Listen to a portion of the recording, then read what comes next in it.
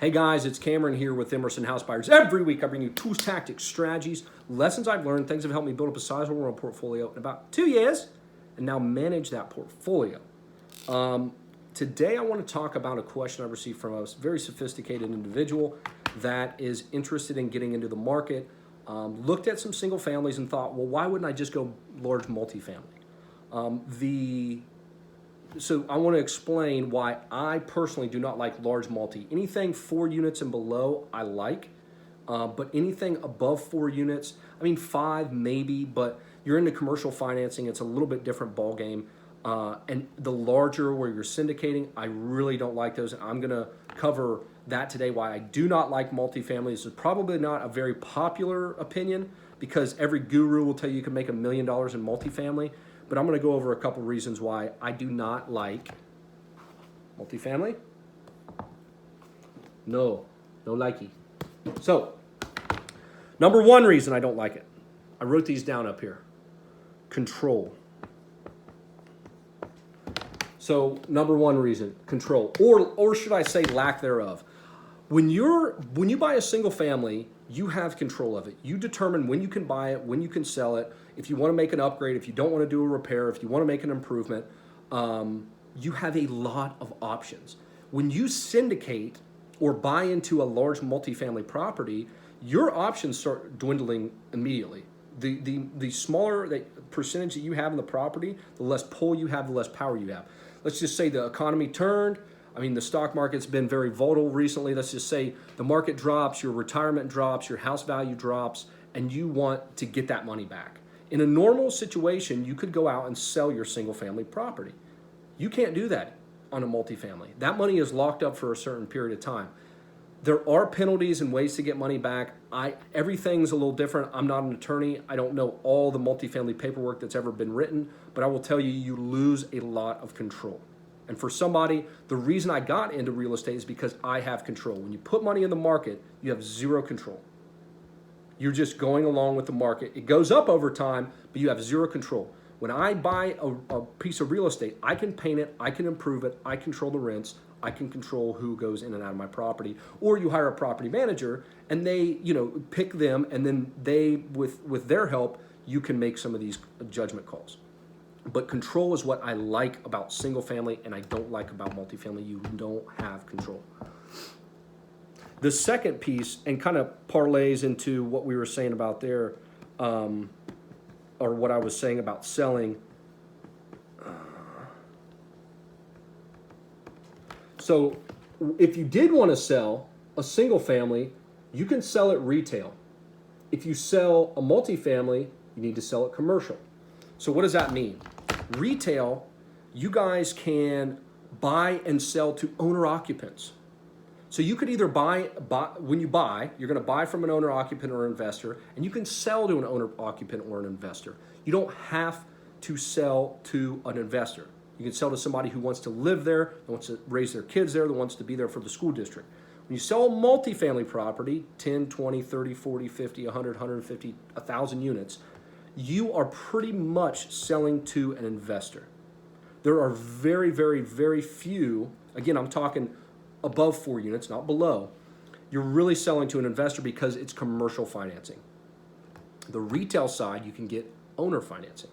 And not owner financing in the sense of selling it as in owner financing as in primary resident financing. It's the cheapest financing you can get.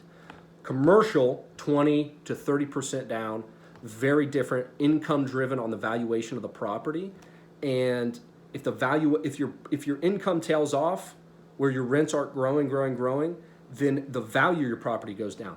In the retail side, on the single family, if my rents start dropping, I could just sell it on the open market to an owner, to somebody who wants to live in it, not to an investor.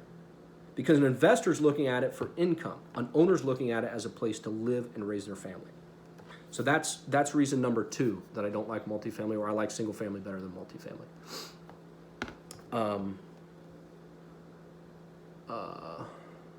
Let's say this. Bigger payments.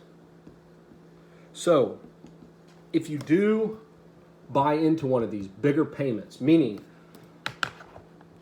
let's just say you buy into a larger commercial building, or commercial apartment or something along those lines, and you have a $5,000 a month payment on that building. If something happens, flood, fire, something crazy, a terrorist attack, and you don't have the proper insurance, you might have to float that loan on your own for a few months. You know, the bank doesn't care. They might work with you on certain situations, but most of the time they want to get paid. If my single family, the odds of, you know, I've lived through Harvey down here. The odds of all of my properties or all of an investor's properties flooding at one time are very, very slim. If you bought them all in the same street, different story. But for most people that have properties here and there or different streets, the odds of every single one flooding are very low, which means if one of the properties has an issue, the other properties can cover it. And if that one property has an issue, my mortgage payment might be $500 a month, $1,000 a month, something manageable, not $5,000 to $10,000 to $20,000 a month. So when things happen, these bigger payments that are due could inhibit your life. So especially if you walk away from work and you don't have a W-2 anymore, and now you have a $5,000-$6,000 payment while you're turning over a tenant and something happens and you keep getting delayed, then that, to me, is pretty intimidating. Where if a building goes vacant or something happens, those mortgage payments are massive. And taxes and everything else on those buildings. Currently,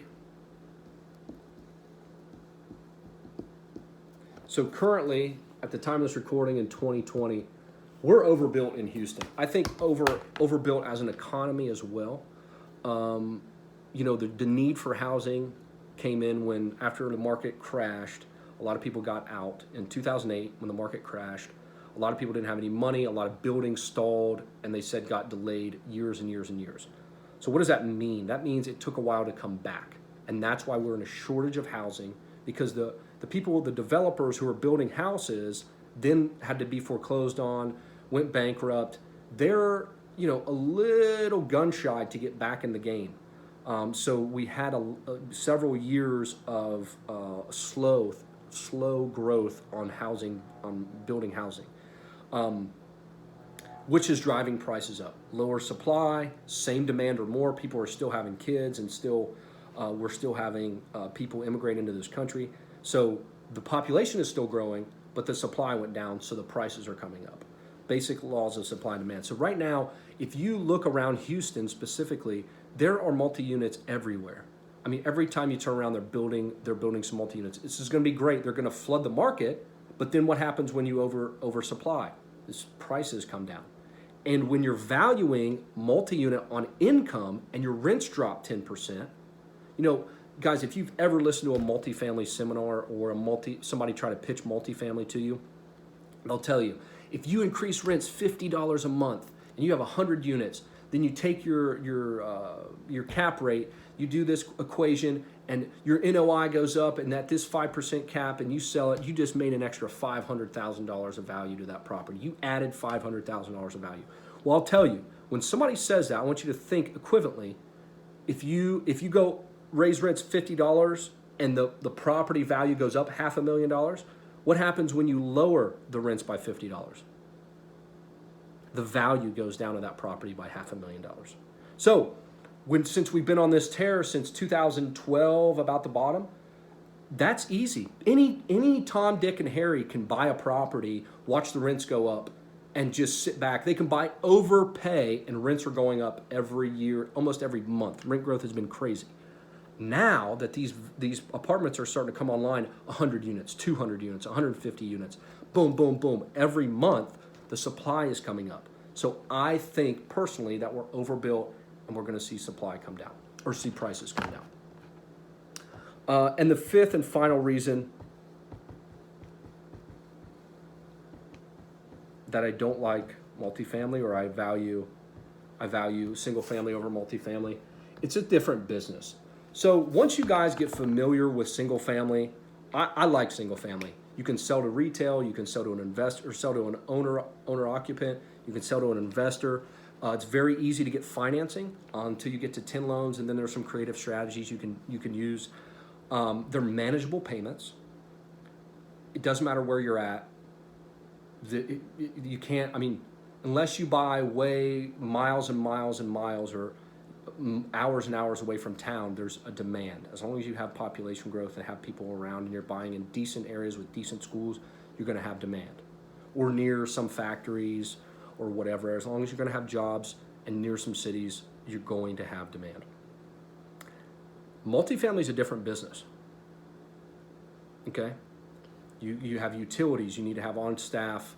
You need to have staff on site. Maintenance is different. Deposits are different. Community, it's more of a sense of community. You know, how you're going to host events. Are you going to host an event every month? You know, you have gym memberships, or you have gyms, you have pools, you have mail rooms, you have, some of these have yoga classes and other,